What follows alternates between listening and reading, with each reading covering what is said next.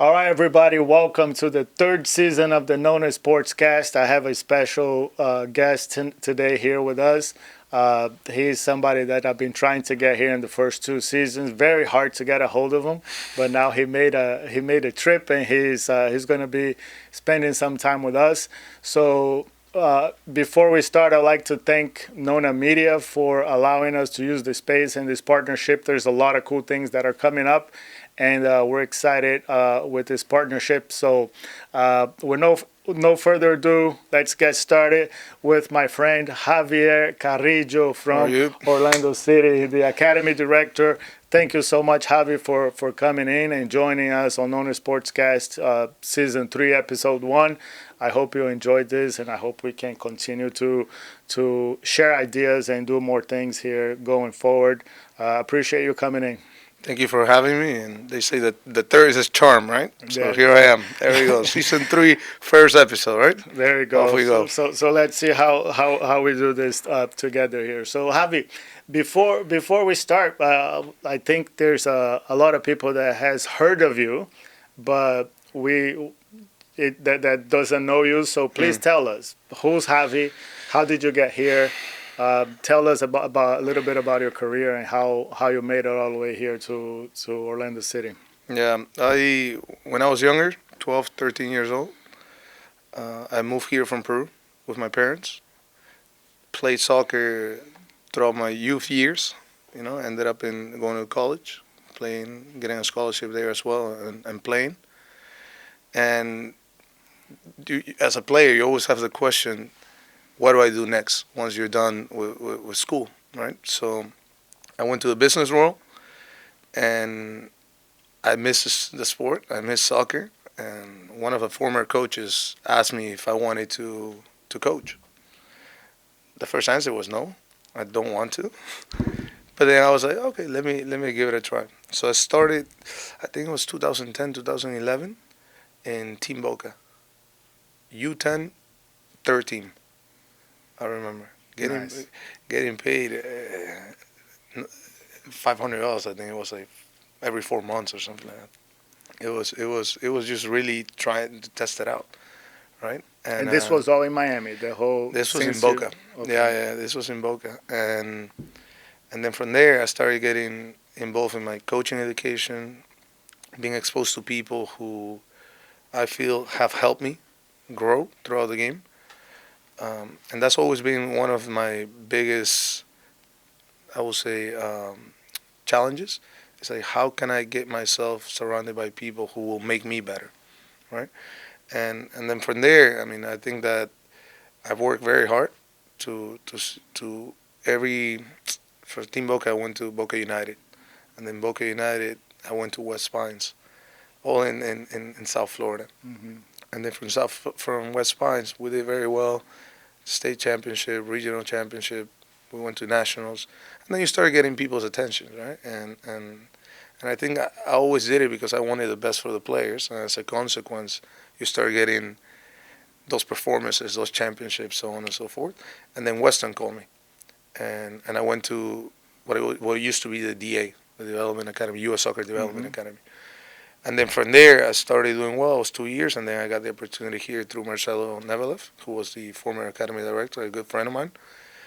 Got me the opportunity to make the jump and lead, I would say, the U17s, right? And then from there, it's been good stories, good moments, I would say. Orlando City to me has been very good, and I have been able to develop, on and off the field.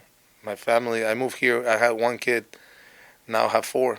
So, Wow. so yes, so Orlando eh, Water's been good to you. listen, Orlando has been a great place that I maybe never thought that I was going to move here, to be honest. But I'm very happy that I did because it's a great city, it's a great club, and once again, looking forward to be here for many more years. Nice. And with it's fun. It's nice to see because here in the U.S. is different from you and I growing in South America.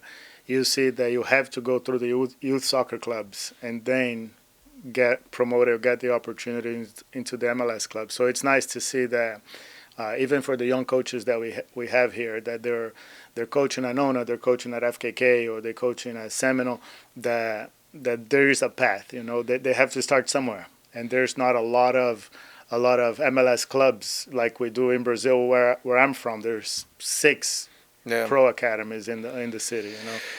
Yeah, it's a small market, I would say, and I always like to have talks with coaches because I know I've been through everything that they're going through, or they potentially will go through. From carrying the balls and putting it in the back of your car, and the penny's a bit smelly, and the balls, and sometimes having a quarter of a field, sometimes players giving you a last minute call to tell you that you thought you had a great session with 14 players and now all of a sudden you have 8 because they had something else to do. I've done it all, right? And I think that's what allows me to truly appreciate where I am right now because it's a complete different reality.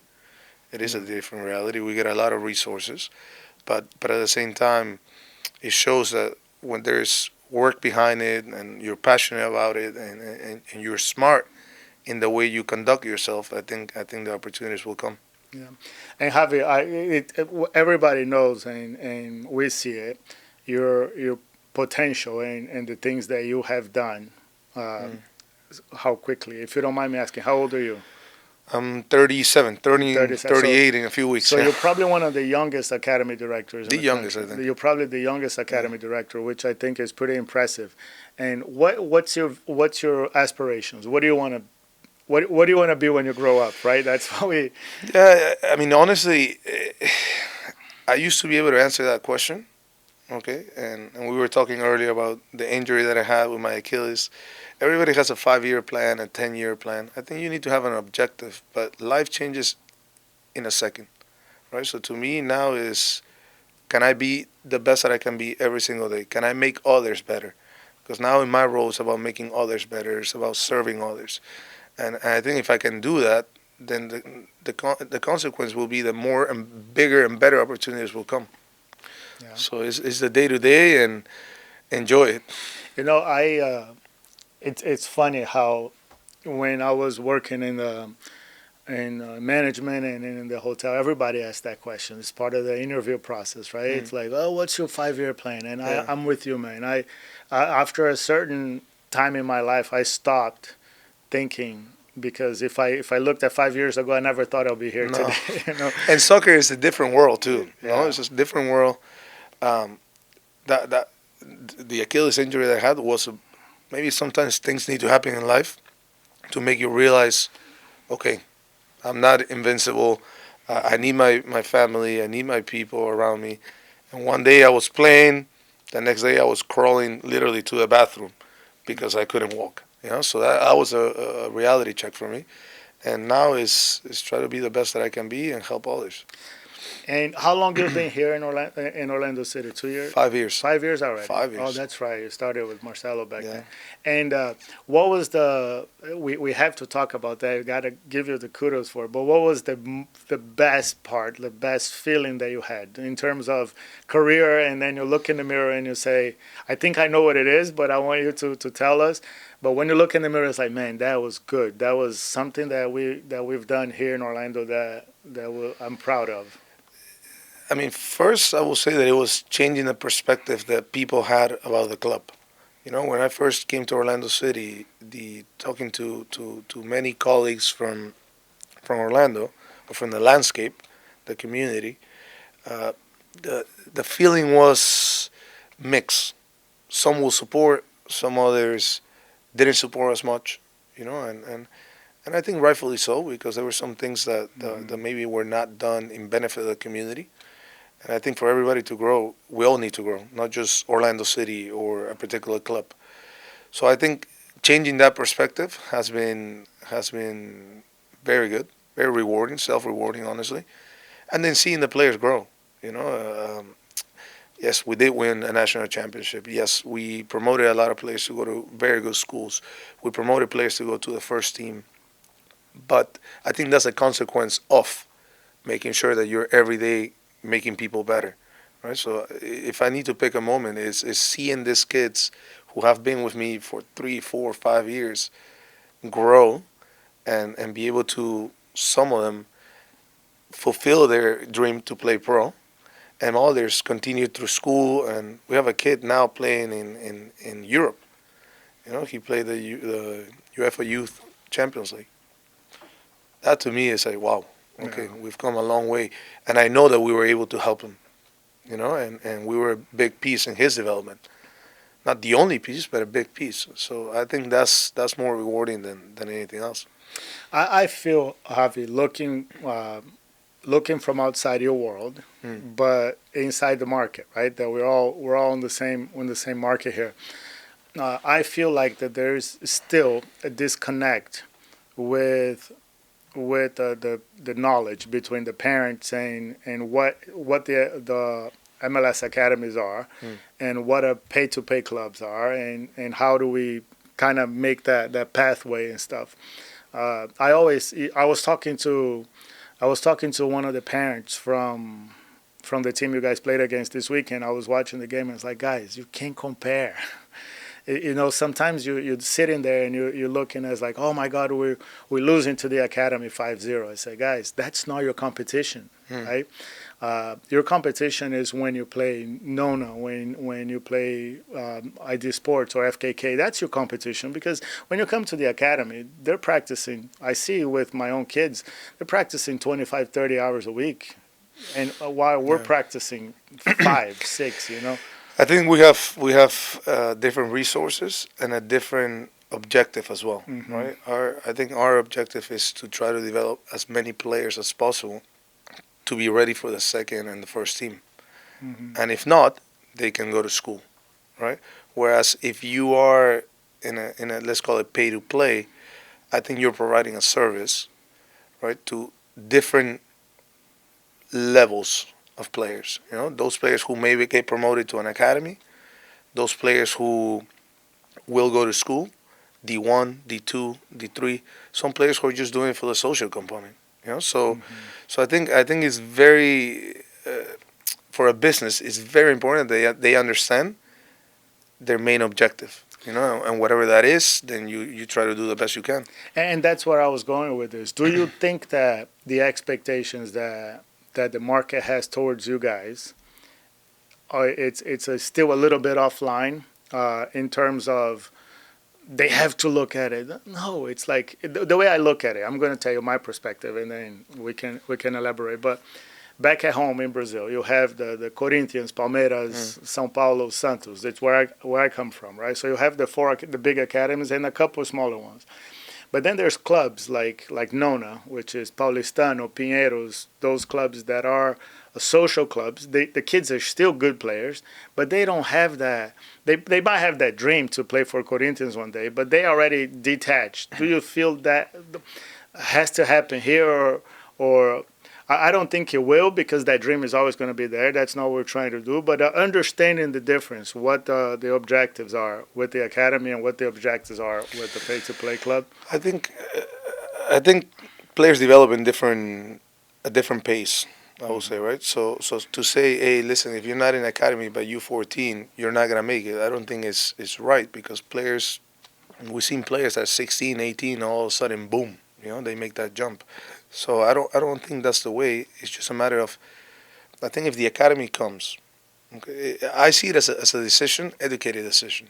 Okay, first set your objective. What do you want to do? Oh, I want to go pro. Okay. No, maybe I don't want to go pro. Okay, then no problem. But let's say you do want to go pro. We train, especially in the older age groups, right? We train 8 times a week. So that's 20 hours, give and take, because we have the school there and we train in the morning and in the afternoon. Okay? When players are telling me, no, I'm going to stay in my club one more year because this is where I'm getting the best training.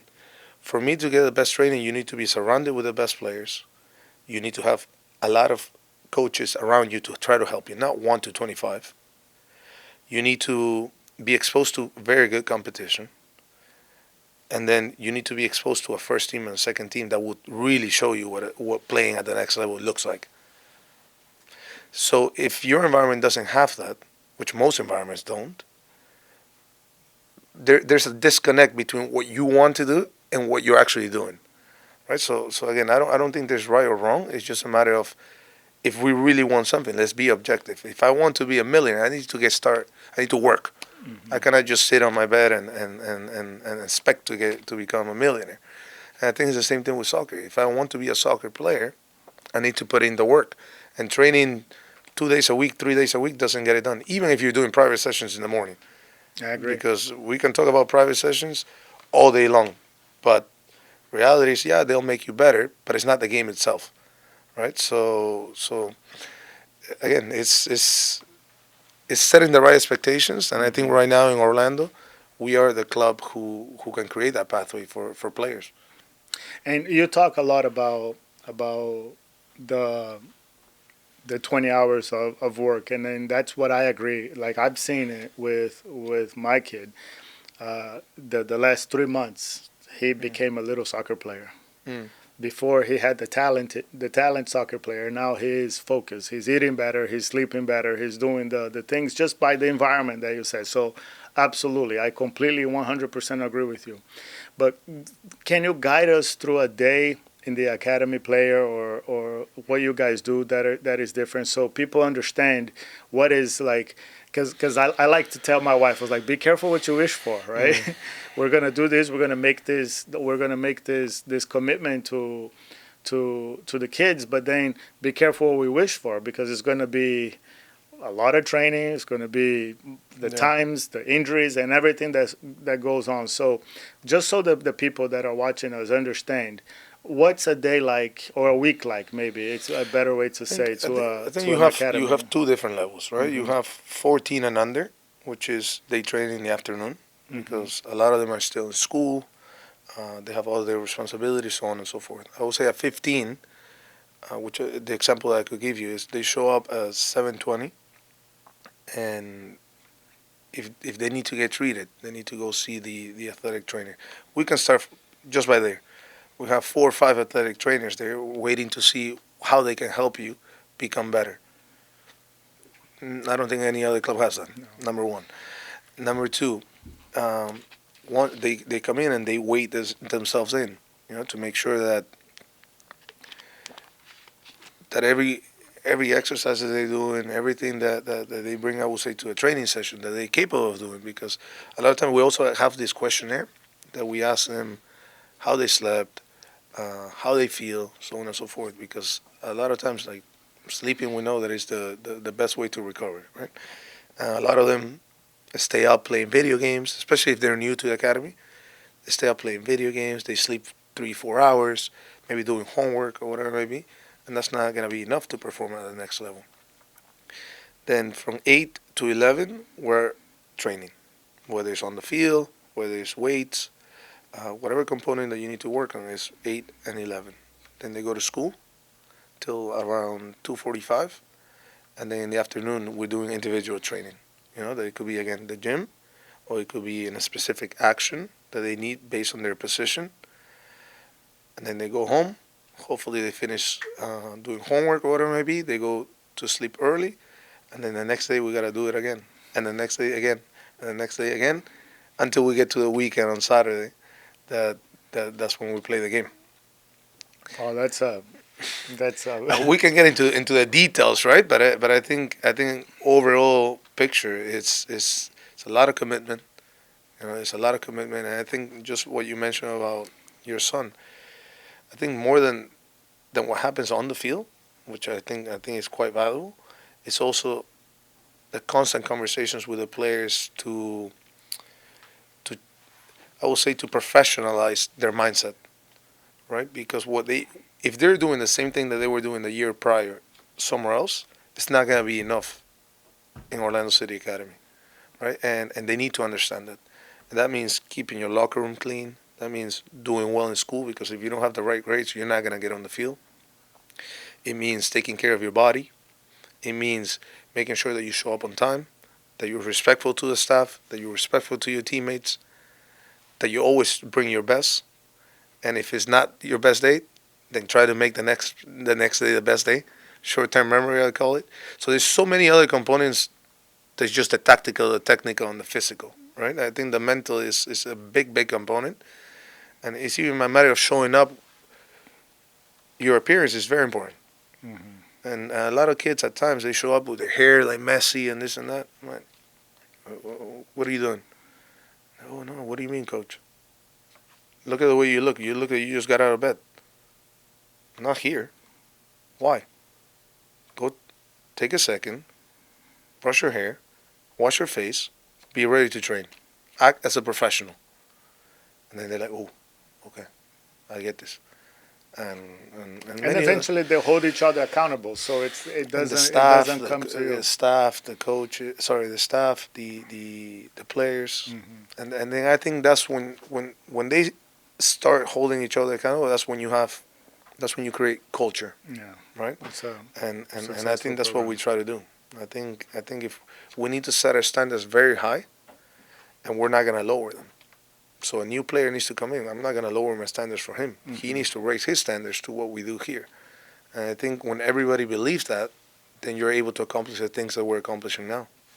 Yeah, that's and you mentioned a lot, Javi, and in my role, I've been talking to a lot of academy directors, not just here but internationally, and you're the one that talks the most about school.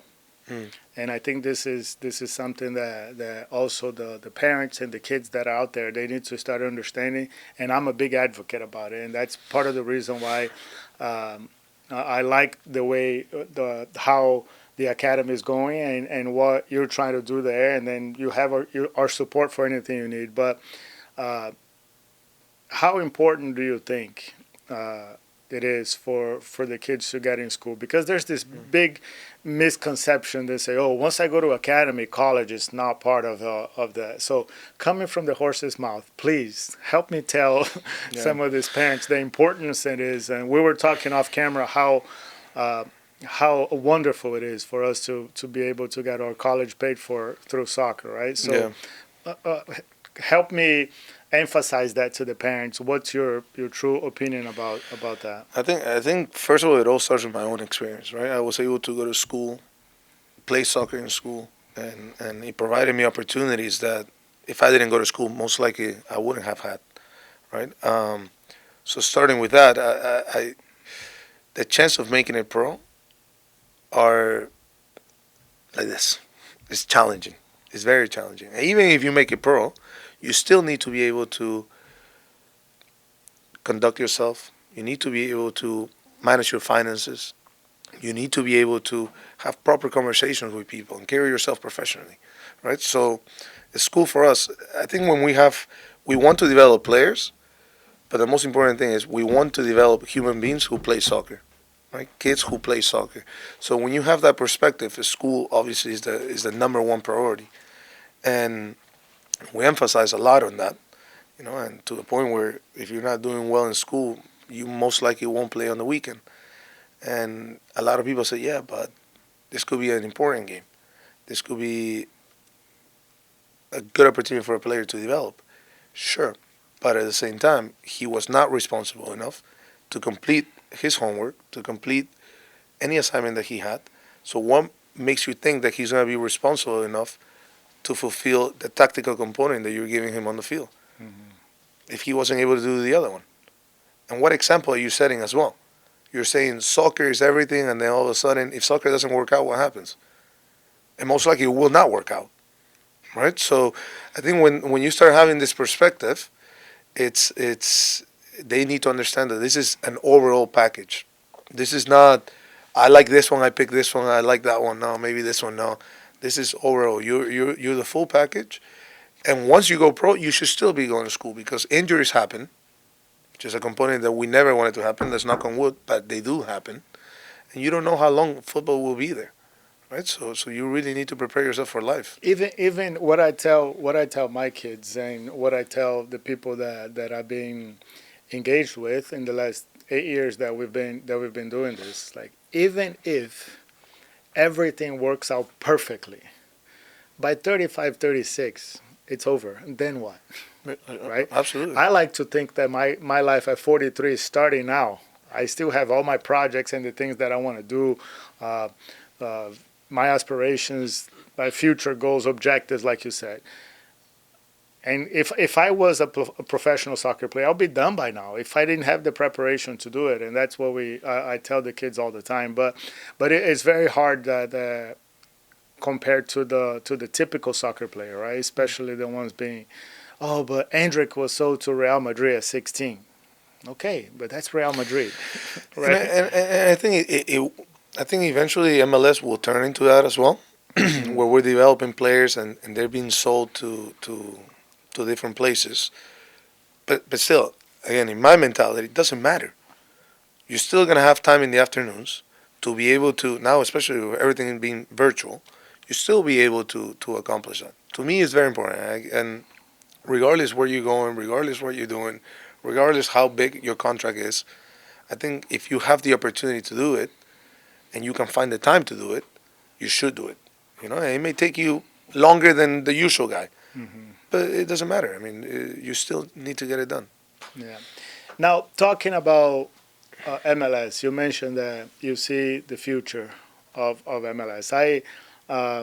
Couple, maybe a year ago, 2 years ago, I spoke to Oscar, and I think something that I learned from him that I say, when are we gonna be consistent in the World Cup, right? When we're gonna win the World Cup? Like, do you think soccer is developing? And Oscar said something to me that I said, huh, I never thought of it this way. He's like, Fabio, I think U.S. has been the country that most improved in soccer. It's because we were so far away from the top leagues that doesn't seem like it, but we have the average of fans watching the game is huge. The contracts, we have Messi here now. We have, so that improvement has happened, and I'm impressed. And he's right about that. So, what do you think? How do you see MLS in the next 5 years? Because this is something, we have the World Cup, the Club World Cup next year, and MLS is going to be a major role in there. How do you see the development of the growth of MLS in the next couple of years? I think we're becoming a soccer culture. I would say, right? That we have more kids and more kids and more kids playing. My son, he's 5 now. He goes to the stadium every weekend. He loves Orlando City. He recognizes players on TV. That didn't happen maybe 10 years ago, right? And you only see that's going to continue, and especially with social media, right? So that trend will continue. I think first is growing the game, growing the number of fans, growing the kids who are exposed to the game, and then is improving coaching education. I think that's a big component that once you have a large pool of players, if we can educate those players at the right time, with the right focus in each age group, with the right framework, I would say, then we'll be able to develop players consistently, right, and improve the level overall as a country. Because I don't think, I really think, for example, especially with the players now, since the development academy started, I think it was '07, '08. You're seeing the quality of players that the development academies are producing, right? You see players now going to Europe at an early age, I would say, but we need more, and we need more, and we need better. I would say, right, with more quality. A lot of times, like for example, we play GA Cup, and American teams in general, we compete. We compete very well, tactically mainly. But then you see a Man United, you see a Real Madrid, the top clubs in the world, and you can easily Flamengo, who were just here in the last GA Cup. You could see 3, 4 players who have a very high chance of going pro. They're just different. You know what I mean? And I think that's part of, if we start comparing ourselves to Brazil, to Spain, to Italy, to the big nations, we're not there yet. We're not there yet, but we're definitely taking steps to get there. And I would totally agree with Coach Oscar. Is like, if you have to compare us to the world, those steps that we're taking are frequent and large, and we're closing that gap every single year. And now with the World Cup, is only going to be better. Yeah, it's impressive on getting involved here in our community and in Central Florida here, the soccer high school tryouts is insane. Yeah. We're talking 400 kids trying out in a high school for soccer tryouts, and we don't have that. Like when I was playing high school here, we had 40, 50 kids. Yeah. And then when I coached, we had 80 kids. Yeah. Now, Lake Nona High School and Innovation High School, they had 300 kids trying out. And even You know? recreational. Like if you see the recreational programs, now my son Yeah. is going through that. So it's the first time that I'm going through that process. Yeah, we had And 600 kids in our recreational program. It's huge. It's huge. But I think with the challenge with that, it also comes, can we develop quality coaches to be able to emphasize in the right fundamentals in those age groups? Because I think, yes, the player pool is going to get bigger and bigger and bigger. But then the coaching pool needs to get bigger as well to be able to nurture that talent and support that talent at the right time. Absolutely. Yeah, this is something that we do here with coaches education, and always getting this right here, to me, it's a coaching education tool that we use, to hear from you, hear from Oscar, hear from Simon that we did with Chamonix, understanding the whole package of what the holistic, everybody talks about the holistic environment, and what are we doing to do that. I think my biggest thing from now on, my personal project, would be the coaches education and stuff, but the biggest thing, Javi, is the parents education, man.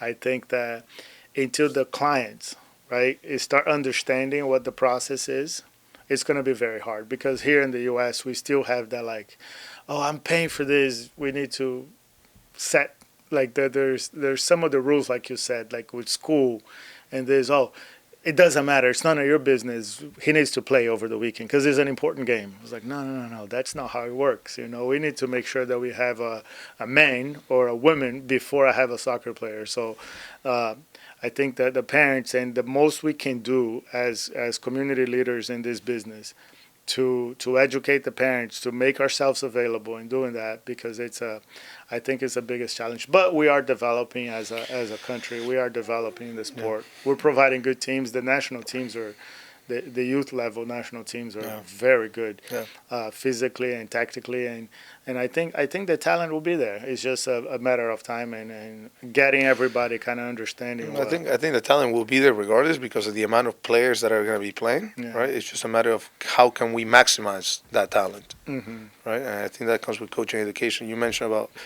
yes, I do believe that parents need to be educated, but at the same time, the ones who can educate them or who can help them better understand are the coaches, the clubs, the club leaders. And a lot of times we say, oh yeah, the parents, but are we always leading by example? Are we being right role models? I think that's a question also to ask ourselves, right? Because, for example, as you mentioned, okay, school is a priority for you. If a parent doesn't agree with that, then maybe that's not the right club for them.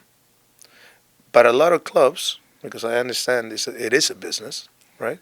A lot of clubs are hesitant to get rid of 1, 2, 3, 4. Then maybe it's just not your clientele. But then that impacts another 2, 3, 4, which maybe impacts a full team. And then how do you stay in business?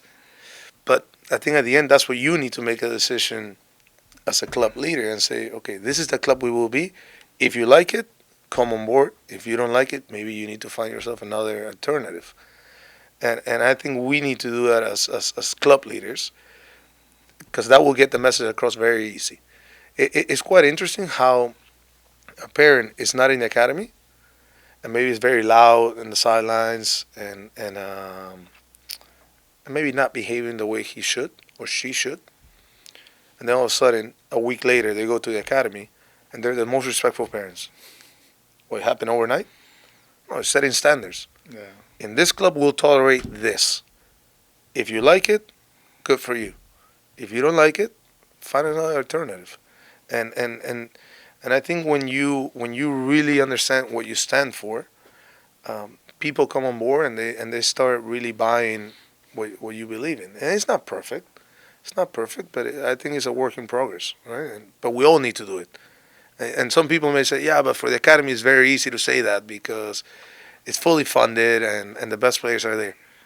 It's not very easy. It's easier, but it's not very easy. Yes, but Nothing's easy when dealing with people. but at the same time, when you're so convinced in what you want and the right thing, what the right thing looks like, uh, I think it's a matter of making decisions and try to bring everybody on board. Yeah, no, I agree. I think that the philosophy of the clubs, they need to do it at the business, and then I strongly believe that eventually people will start making the educated decision.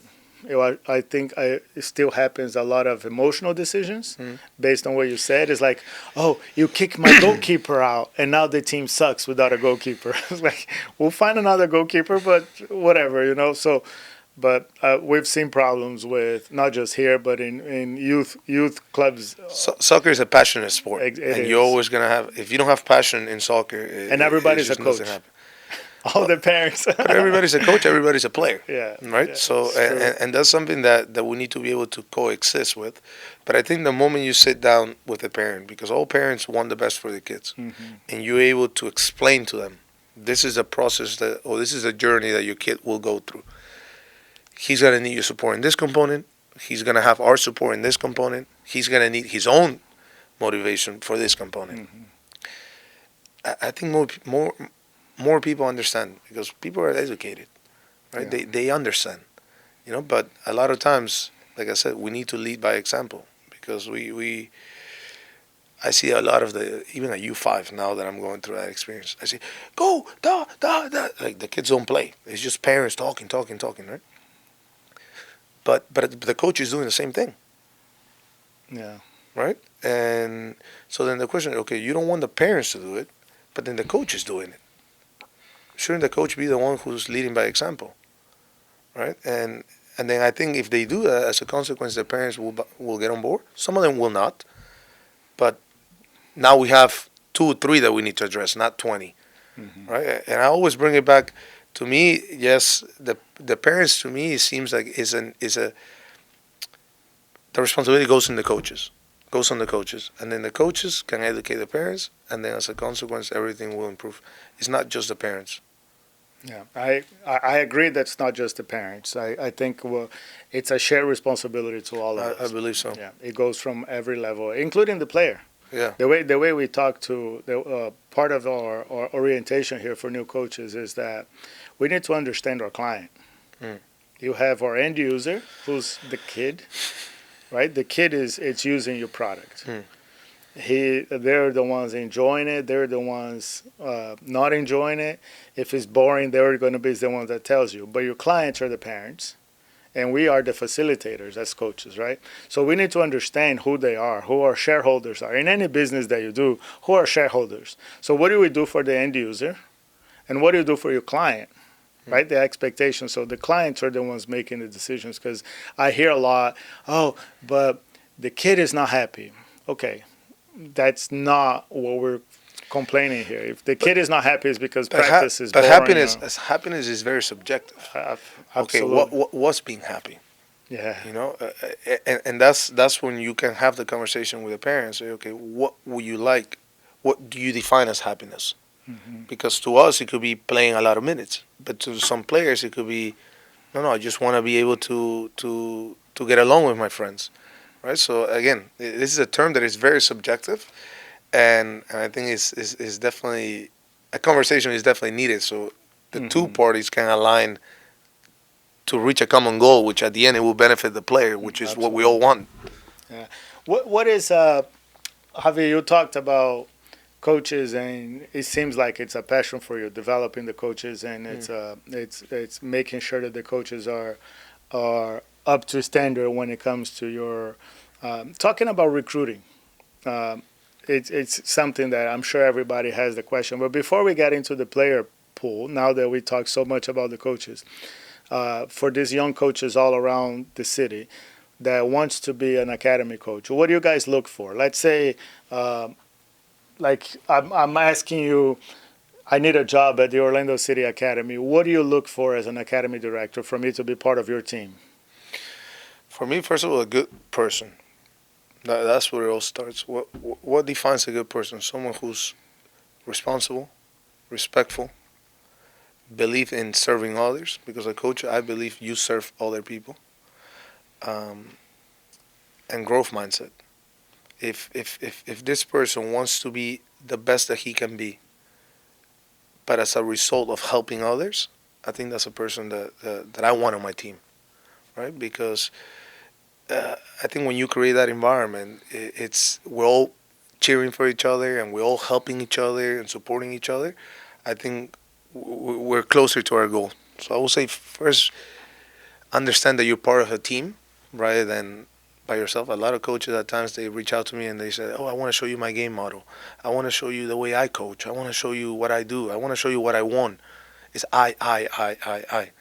And yes, I do think it's important, but I value we more than I, right? So when you come to me and you tell me, listen, I'm a hardworking guy, I'm respectful, I believe in serving others, everything else we can teach you, Mm-hmm.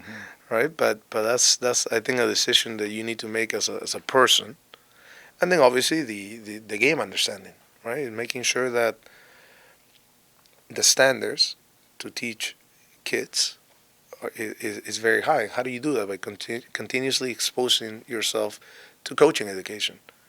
I hear a lot of coaches who tell me, "Oh no, I don't believe in this methodology. I don't believe in that methodology." Okay, then expose yourself to a methodology that you believe in, and even the one that you don't believe in, because you may still learn a few things, Mm-hmm. right? And I think when you have that open mindset, that growth mindset, it allows you to be part of at least an Orlando City Academy, and to be able to give back to the players. Do you feel that the new generation of coaches are more open-minded than the older generation of coaches? Do you feel like But, we're developing better coaches than what we got? well, I wouldn't compare it, but I will say we have a lot more coaches now, right? And I think U.S. Soccer is doing a good job making courses available. Mm-hmm. And just the demand of the growth of the sport is making us have to find coaches, Yeah. right? And but I wouldn't compare. I wouldn't say one is better than the other. It's just that as we evolve as a country, um, I think we're exposed to better education. Through social media as well. It's not only now U.S. Soccer, it's UEFA, CONMEBOL, whatever you want to be exposed to, really, right? So I think it's a matter of exposing yourself to the more that you can. But it's I think coaches now they want everything. Not all of them. I cannot generalize, but a lot of people want everything very fast. Okay. Yeah, but that's a trend for the world we live in. Like in business, is the same way. Yeah.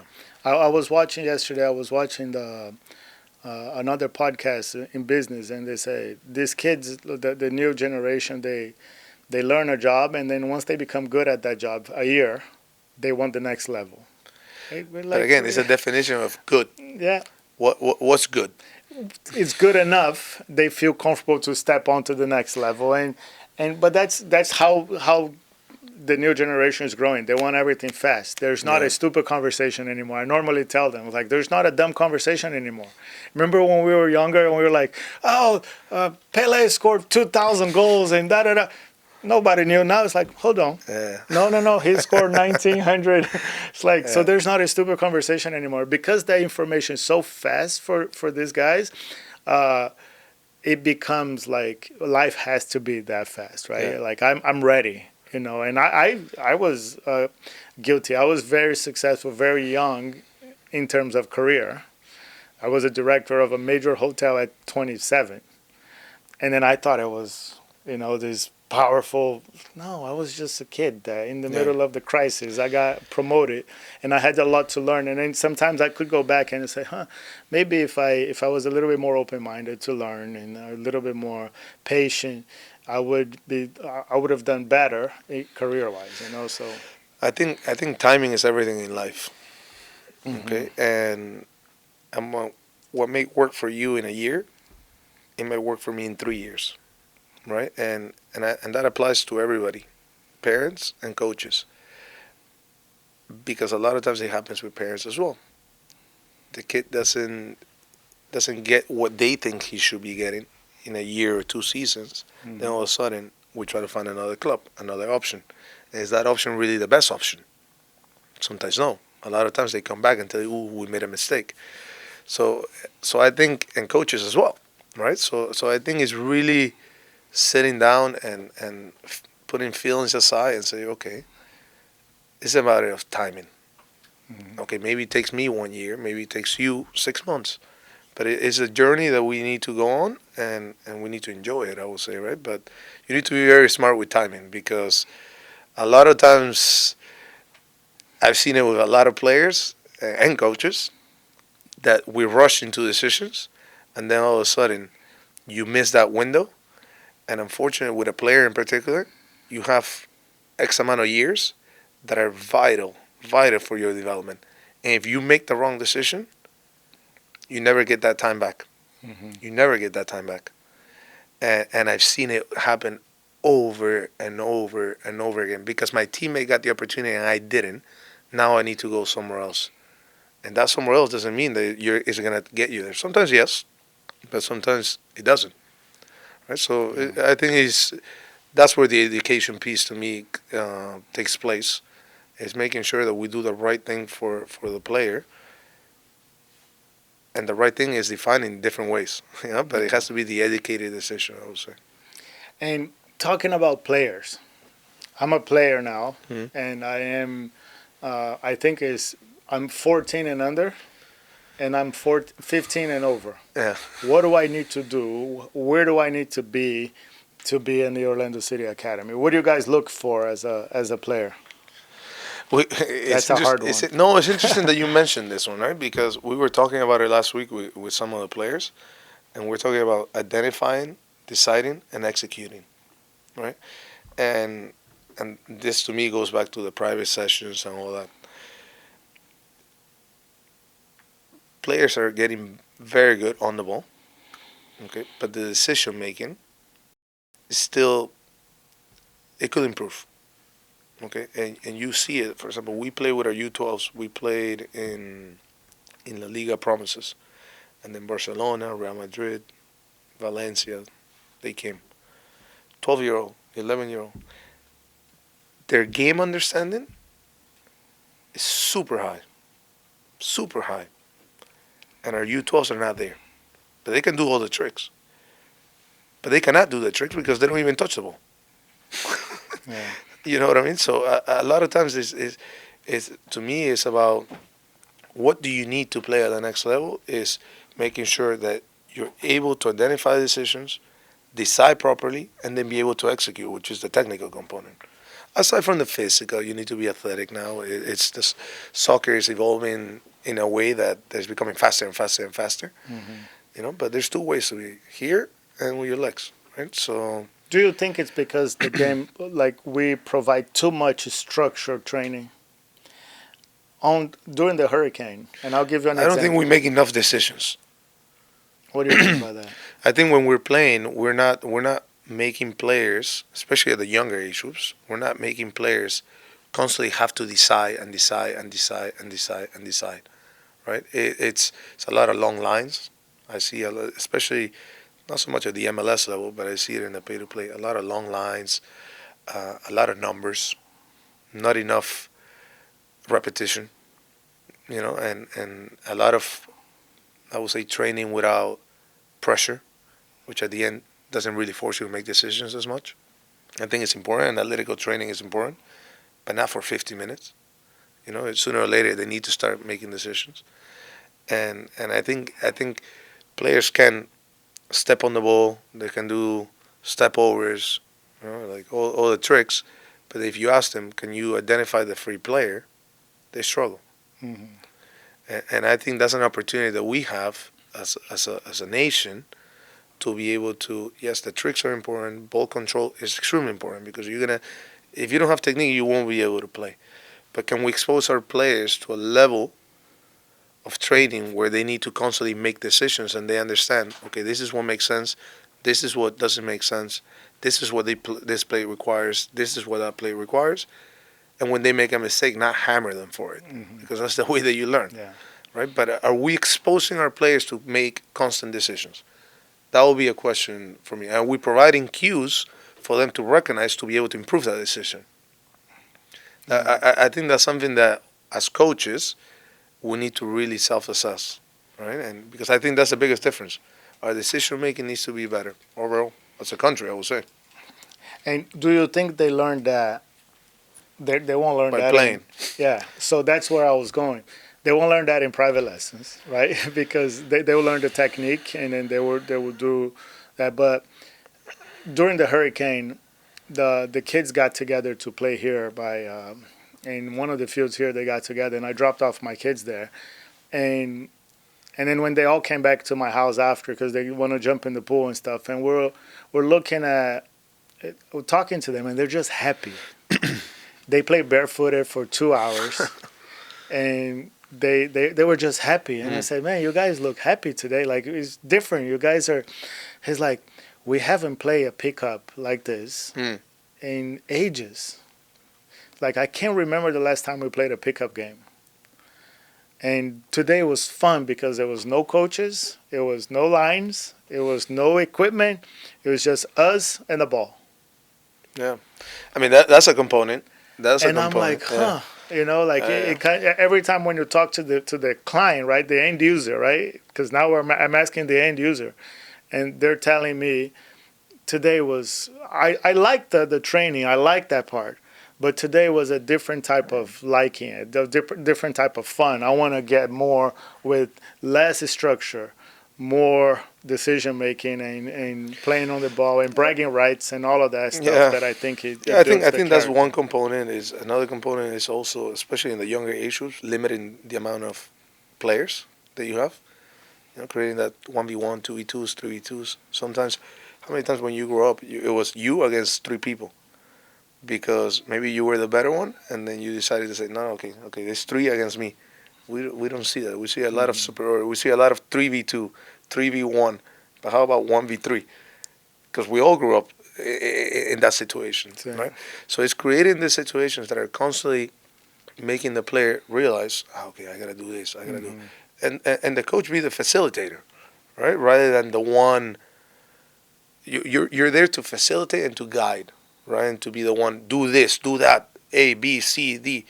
Because a lot of times is you see a lot of coaches. What do you call it? The joystick, yeah. Right? It's hey, left, hey, right, hey, left. And I used to be like that as well. I used to be like that, and I learned that, and I say this to all my coaches. I used to be A, B, A, play this one, play that one. Until one time I said it to a player, he was a U12 player. And then what I saw, which was the evident pass from point A to point B, he played a pass that I didn't even see. It was an amazing pass. And that to me was like, ooh. So by me telling this player to do what I see, I'm limiting his options or his ability to express himself and to see what he sees, which was much better than what I was seeing. You know what I mean? So that to me was a little, and now it all depends on what player it is, so on and so forth. But I think that was a big eye opening for me. And a lot of times now, when I find those players that are special and different, I just be quiet. I just be quiet. just let them be. Hey, Javi, we're coming towards the end, and I appreciate your spending the time with us. And this is the doors here are always open for you. Thank you. We would like to maybe invite you to come in and talk to our coaches. I think this type of a relationship is important because at the end of the day, we're going to continue developing players for you, and we're going to continue to see our community players playing with the Orlando City colors, and I am proud that we were able to continue this relationship. But what message can you send us as a club or our community here? How can you end this with a positive message? And Yeah, I would say first of all, keep counting on me and the club in Orlando City to try to improve that community, because that's our job as a not only our job but our responsibility as a pro club to be able to impact the community in a positive way, whether that's coaching education, parent education, whatever you feel or the club feels is the right thing to do. So please always count with us for that. And I will say keep supporting Orlando City because we I think now the club is getting to a point where we're taking that next step, and it's very exciting to be part of the club. And for the soccer community, it's just, I mean, it keeps growing. Orlando keeps growing. Lake Nona keeps growing. I actually live here, and the growth in the last 5 years has been tremendous. And it's only going to keep growing, right? So there's opportunities for everybody to grow. But at the same time, for the club, I will say try, and the coaches in the club, try to be better every single day because you do have a responsibility when a kid is in front of you. And that responsibility is to make sure that he falls in love with the game, that he learns every single day, and that he's getting the best version of yourself. And for the parents, to try to, yes, support their kids, but at the same time, find the right environment for them and then place their trust in the development of the kids on that, whatever that environment is. And I think that's a lot of times we as parents want to have a lot of control, but if we feel that we found the right place, just take a step back and let the kids enjoy, right? Because at the end, it's a matter of playing, it's a matter of having fun, it's a matter of creating friends. Because the one who makes it is like this. It's very tiny. And I Enjoy normally tell it. I normally tell them the ones that makes it are the ones playing on the third team right now on the youth Sometimes, right? because they're having fun. They just like after a while they just pass everybody on the They're having development part. fun. They're committed. They want to work. Yeah. And I think above everything is be a good person. Be try to help others. Try to serve others. Try to encourage the sport. And I think that's a beautiful responsibility that we have as leaders, right? And we can get kids to smile. We can get kids to come to training and have a great time. I don't know many people have the luxury to say they can do that. And I think that's a big privilege that we have, and we need to make sure that we do the best we can with that. Well, thank you very much. Like I said, this is your home. Anytime you want to come by and you have these cameras, this microphone you. open for you. I think this relationship it's a long lasting one. I appreciate your time. Thanks for No, thank you for doing having this. me. Thank you to everybody. It's, And it's good work. and I guess I didn't put you on the hot seat too much. Oh, it was very easy. Today was easy. I told you I'll take it easy on you when we turn off the cameras. There we go. But I want to thank everybody for watching this first episode of season 3. This is an amazing opportunity for us to talk to somebody that's so successful in his business, and today the number one name in youth soccer in Orlando. I think we can say that.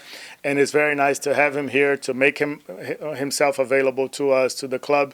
I want to thank again Nona Media, my guys over here. Thanks for being part of this, and all of our sponsors. We'll get to the second episode, and then we're gonna try the best we can to post this every Thursday. We have a couple cool names coming up. Of course, we have to open with a bang here with Javi. And we'll have a couple others every Thursday from now on. And we're getting ready for Nona Cup. We're getting ready for some big events here. So stay tuned. Thank you very much. And I'll see you next time.